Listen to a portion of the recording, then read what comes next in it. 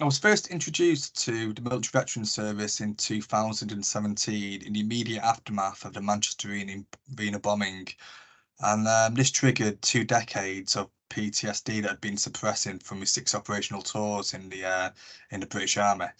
Now, I didn't sleep for 3 days after the arena attack, and my wife was obviously very concerned.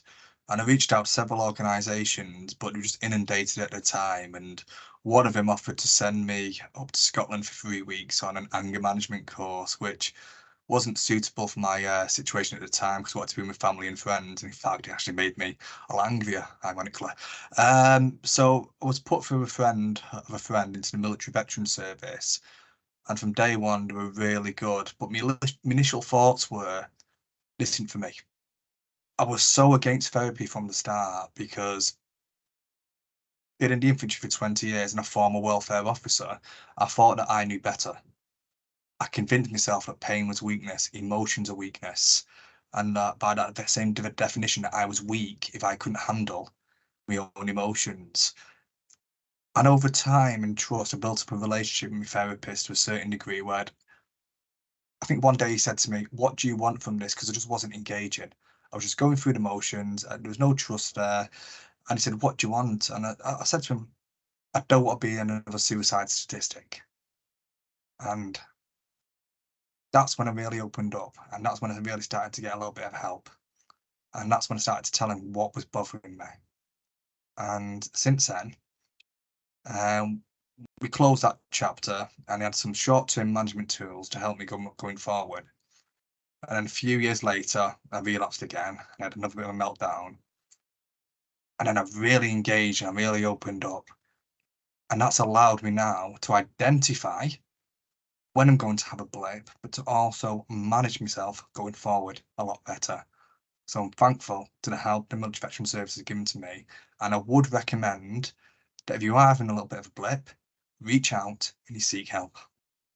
Cognitive analytical therapy was a foundation for me that made me understand why I was doing certain things.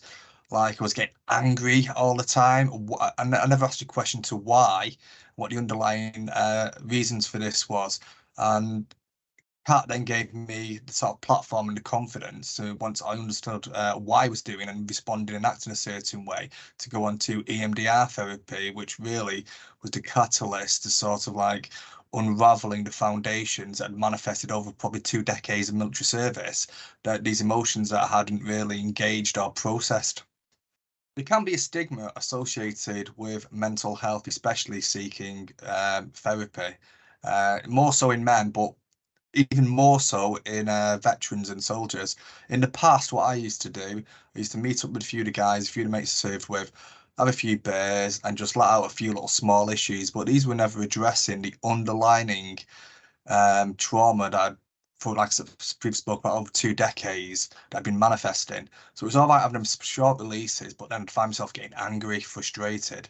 And then when I actually engaged in therapy, this allowed me to really understand myself better and also to manage myself better going forward. Because for me, that stigma comes back to how I was trained and how I trained other soldiers ultimately, with pain is weakness, emotions are weakness. And that's not the case at all. If anything, knowing yourself, engaging your emotions is a strength. And this is something that I'd urge all veterans who are struggling with mental health to do and to seek help.